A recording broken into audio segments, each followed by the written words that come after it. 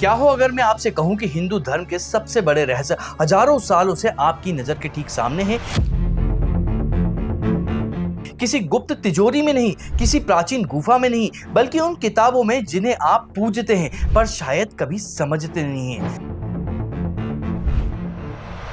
ये वो रहस्य हैं जिन्हें जानने के बाद आपका धर्म को देखने का, खुद को देखने का और इस पूरी दुनिया को देखने का नजरिया हमेशा के लिए बदल सकता है।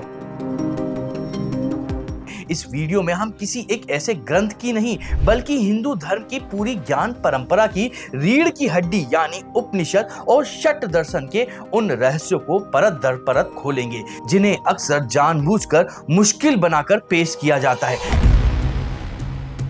मैं आपसे वादा करता हूं कि इस वीडियो के अंत तक आप आत्मा, ब्रह्म, योग और कर्म जैसे शब्दों का वो मतलब जानेंगे जो 90% लोगों को नहीं पता है।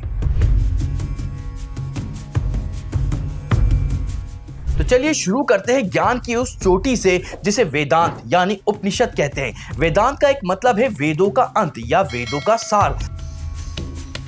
हमारे ऋषियों ने हजारों साल पहले कुछ सबसे बुनियादी सवाल पूछे थे। मैं कौन हूं, ये ब्रह्मांड क्या है, मेरे दुखों का असली कारण क्या है, और इन सारे सवालों का जवाब उन्होंने एक ही जगह खोजा, खुद के भीतर। और उन्हें जो मिला वो हिंदू धर्म का सबसे बड़ा, सबसे गहरा और सबसे शक्तिशाली रहस्य है, उपनिषदों का परम रहस्य। आत्मा और ब्रह्म की एकता यानी अहम ब्रह्मास्मि। इसका सीधा सा मतलब है आपके अंदर जो चेतना की चिंगारी है, जो मैं होने का एहसास है, वो इस पूरे ब्रह्मांड की चलाने वाली परम चेतना यानी ब्रह्म से अलग नहीं है। आप उस अनंत समुंदर की एक बूंद नहीं, आप एक बूंद में पूरा समुंदर हैं। तो फिर सवाल उठता है कि अगर आप और ब्रह्म एक ही हैं, तो आप दुखी क्यों होते हैं, आप बंधा हुआ महसूस क्यों करते हैं, ये माया का खेल क्या है? इसका जवाब हमें उन 6 मंजिला इमारतों में मिलता है जिसे हम षट दर्शन कहते हैं। ये 6 दर्शन एक दूसरे के दुश्मन नहीं, बल्कि सत्य तक पहुंचने की 6 सीढ़ियां हैं। पहली सीढ़ी है न्याय और वैशेषिक दर्शन। इन्हें आप सत्य का हार्डवेयर और सॉफ्टवेयर समझ सकते हैं। वैशेषिक दर्शन दुनिया को उसके सबसे छोटे कण यानी परमाणु तक तोड़ कर दिखाता है, ताकि आप समझ सकें कि जिस दुनिया में आप दिल लगा रहे हैं वो असल में है क्या है। और न्याय दर्शन आपको सही तरीके से सोचना सिखाता है। ये लॉजिक और तर्क का सिस्टम है, क्योंकि हमारे ऋषि जानते थे कि बिना साफ दिमाग के सत्य को जानना नामुमकिन है। इसका रहस्य है कि सही सोचना भी एक तरह की पूजा है। लेकिन सिर्फ दुनिया को और तर्क को समझ लेना काफी नहीं है। असली खेल तो मन के अंदर चल रहा होता है। और यही हम तीसरी और सबसे महत्वपूर्ण सीढ़ी पर कदम रखते हैं, सांख्य दर्शन।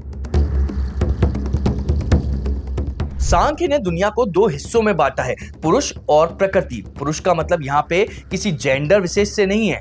प्रकृति वो सब कुछ है जिसे आप देख, सुन या महसूस कर सकते हैं। आपका शरीर, आपके विचार, आपके इमोशन, ये पूरी दुनिया ये एक फिल्म की तरह है जो चल रही है। और पुरुष वो चेतना है जो इस फिल्म को देख रही है, यानी कि आप। सांख्य का सबसे बड़ा रहस्य ये समझना है कि मैं दृष्टा हूँ, दृश्य नहीं। मैं वो एक्टर नहीं हूँ जिसे दुख हो रहा है, मैं वो दर्शक हूँ जो बस देख रहा है। आपके सारे दुखों का कारण बस इतना ही है कि आप खुद को दर्शक समझना भूल गए हैं और पर्दे पर चल रहे किरदारों में ही मैं बन बैठे हैं। ये जानकर दिमाग हिल गया ना? अगर ऐसे ही गहरे सत्य को आसानी से समझना चाहते हैं तो कुछ सेकंड लगेंगे। आप हमारे चैनल को सब्सक्राइब जरूर कर दीजिएगा, और ये वीडियो अगर आपको पसंद आ रहा हो तो इसको लाइक भी कर दीजिएगा।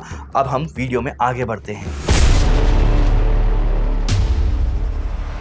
सांख्य दर्शन ने थ्योरी तो कमाल की दी, पर इस दृष्टा भाव को, इस साक्षीपन को महसूस कैसे करें? प्रैक्टिकल तरीका क्या है? यही एंट्री होती है चौथी सीढ़ी की। एक ऐसा दर्शन जिसे आज पूरी दुनिया जानती है, पर 99% लोग गलत जानते हैं।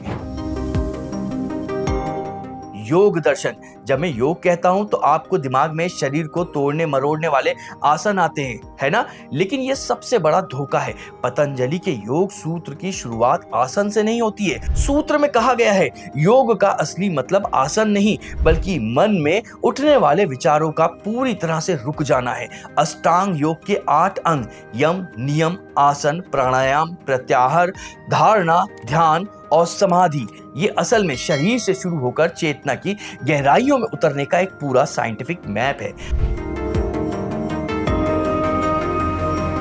आसन तो बस शरीर को तैयार करने का एक टूल है ताकि आप घंटों तक बिना हिले डुले ध्यान में उतर सके। योग का असली लक्ष्य है सांख्य की थ्योरी को हकीकत में जी लेना।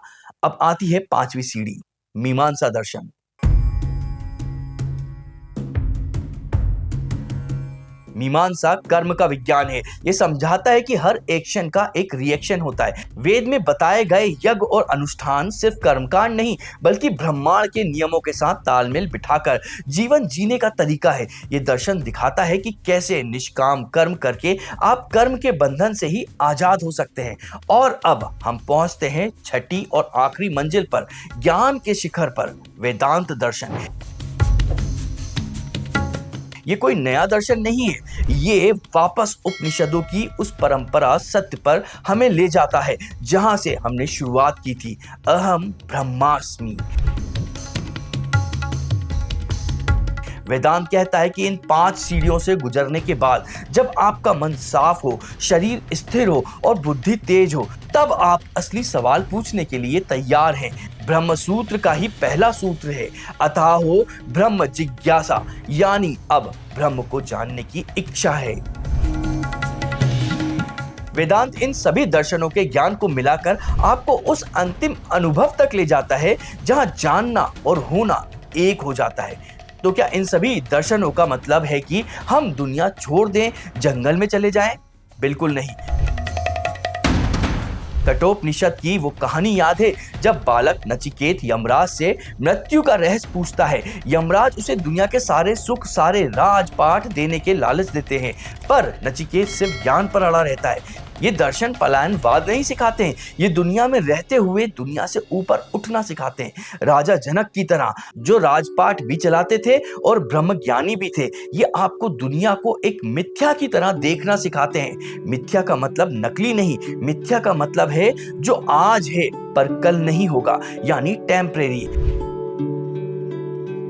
तो इस हजारों साल पुराने रहस्य का आज के लिए क्या संदेश है?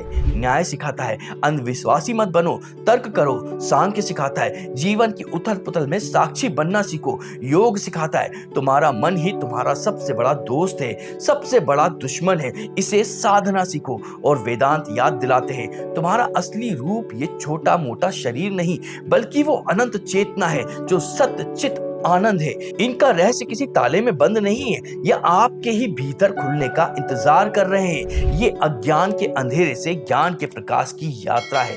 तमसो मां ज्योतिर्गम्य।